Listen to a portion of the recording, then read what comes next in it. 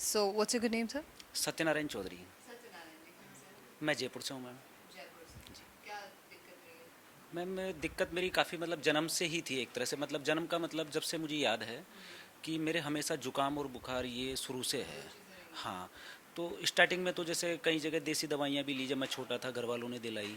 उसके बाद में झाड़ फूंक वगैरह जैसा कि होता है गाँव में, है ना, वो सारी चीज़ें भी रही। साथ में मेडिसिन ऐसा चला, मतलब ऐसा नहीं कि उसको बंद करके हम एक तरफ गए, लेकिन वो कभी गई नहीं। मुझे महीने 2 महीने रिलीफ रहना, उसके बाद में फिर दोबारा हो जाना, ये कंटिन्यू चलता रहा। जब फिर हम थोड़ा पढ़े लिखे, सर्विस सर्विस लगी करी, तो उसके बाद में जैसे अलग अलग पैथीज़ वगैरह में हमने ट्राई किया, एडवांस से एडवांस जो है ट्रीटमेंट लेने की कोशिश की। लेकिन ये कभी पता ही नहीं चल पाया कि बीमारी क्या है, क्यों बुखार रहती है, क्यों जुकाम रहती है। सारे एलर्जिक टेस्ट वगैरह सब सारी चीज़ें जितना कर सकते थे मतलब हम, तो लास्ट में मतलब ये मान लिया था कि ये शायद अपनी नियति या प्रारब्ध या कर्म, सब कुछ उससे जुड़ी हुई सारी चीज़ें हैं। तो जैसा कि आजकल अब सोशल मीडिया पे सब अलग अलग देखते हैं, आपके नेशनल खबर को भी मैं काफ़ी टाइम से विश्वरूप रॉय चौधरी की सारी टेक्निक वगैरह, मैंने डीआईपी डाइट वगैरह वो सारी अपनाई, हाँ की है ना, और अच्छे परिणाम मिलते हैं।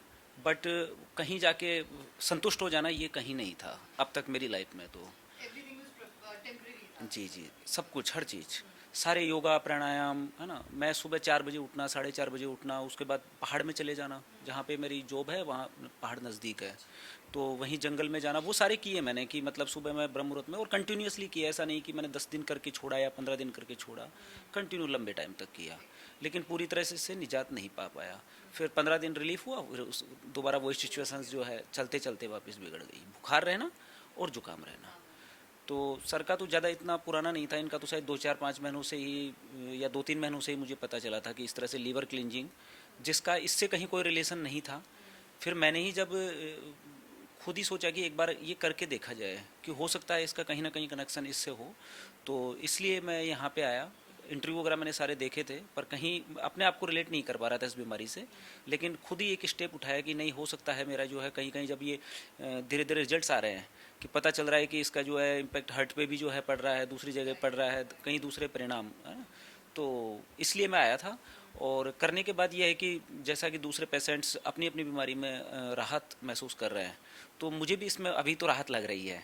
पर जैसा मैंने कहा कि 10 15 दिन तो अभी, हाँ, 15 दिन रहेगा फिर आप। फिर हो सकता है, लेकिन कंटिन्यू मैं अभी तो जैसे जो 2 या 3 बार कम से कम, जैसा इन्होंने कहा है, आगे मैं ये क्लिनजिंग थेरेपी अपने जो है सेल्फ रखूँगा आगे, और फिर देखते हैं। बाकी आज मैं एक चीज़ जो एडिशनल मुझे जो फील हुई है इस थेरेपी से, वो ये है कि मुझे एनर्जी बहुत फील हो रही है। पहले थोड़ा सा डल सा जैसे महसूस होता था, मैं हो घूम के सकता है आता जो था। आप इमोशंस ज़्यादा थे उसमें कमजोरी थी आपको। नहीं नहीं, उससे पहले, उससे पहले। उससे पहले मेरी जो है, चाहे मैं कितना ही घूमता था, चाहे योगा प्राणायाम करता था, बट हमेशा मुझे जो है एक कमजोरी, डलनेस हाँ, रहती थी। वो मेरे अंदर नहीं है। अब जैसे मुझे अगर स्टेशन जाना है तो मुझे ये नहीं लग रहा कि यार थके हुए हैं, स्टेशन ऑटो पकड़े, ऐसा लग रहा है कि शायद मैं पैदल भी चला जाऊँ। ओके। हाँ, ये एनर्जी लेवल अब ये कब तक रहता है, मैं आई एम नॉट श्योर कि क्या स्थिति है आगे की। हो सकता है ये 2 4 दिन ही रहे, उसके बाद में वो हालात दोबारा हो, लेकिन प्रेजेंट के हिसाब से ये बहुत ही जो है मतलब रिजल्टफुल जो है, इफेक्टिव जो है थेरेपी है। और होना चाहिए फ़ायदा निश्चित रूप से, मैं पूरा कॉन्फिडेंट हूँ। आशा करते हैं कि जल्दी आपको इसका जो है रिजल्ट मिले। बाकी और कोई सजेशन आपका होगा? सजेशन तो अभी तत्काल तो मैं नहीं दे पाऊँगा, ऐसा कुछ भी नहीं है, लेकिन किसके लिए सजेशंस, किन के लिए? सजेशन इन द सेंस, जो व्यूअर्स हैं जो कंफ्यूज्ड हैं कि करना चाहिए कि नहीं उन्हें करना चाहिए, फर्स्ट स्टेप लें कि ना लें, इसलिए। देखिए मैम, सजेशन मैं तो यही कहूँगा, क्योंकि जैसे मैंने बताया, मैं तो जन्म से जो है इतना सब कुछ सारा देख लिया। इसके साथ साथ दूसरी बीमारियाँ तो होती रहती थी, है ना, कभी हड्डी टूट गई, कभी जो है ऑर्थो का वो किया, ये सारी चीज़ें तो जो है, कभी किडनी स्टोन का मैंने ऑपरेशन भी कराया, जब इतनी समझ नहीं थी और वो फंस गया, तो तब जाके ये सब, तो ये सब चीज़ें चलती रहती है। तो हमेशा हम कंफ्यूज तो रहते ही रहते हैं, हर आदमी कंफ्यूज रहता है, और आज के ज़माने में कोई कंफ्यूज ना हो ये कहना जो है संभव नहीं है।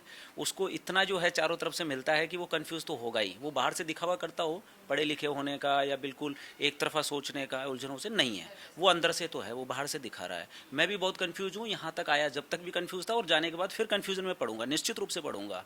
आगे मुझे बहुत सारी पैथियाँ शायद हो सकता है आगे दिखने लगे या नहीं, लेकिन एक रास्ता जो आदमी को अपनाना चाहिए।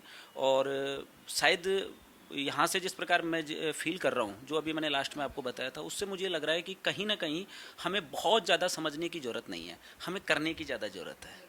हम क्या बहुत ज़्यादा उलझने ज़्यादा पाल लेते हैं, टेक्निकल ज़्यादा हो जाते हैं, चीज़ों में गहराइयाँ और शोध के अंदर चले जाते हैं।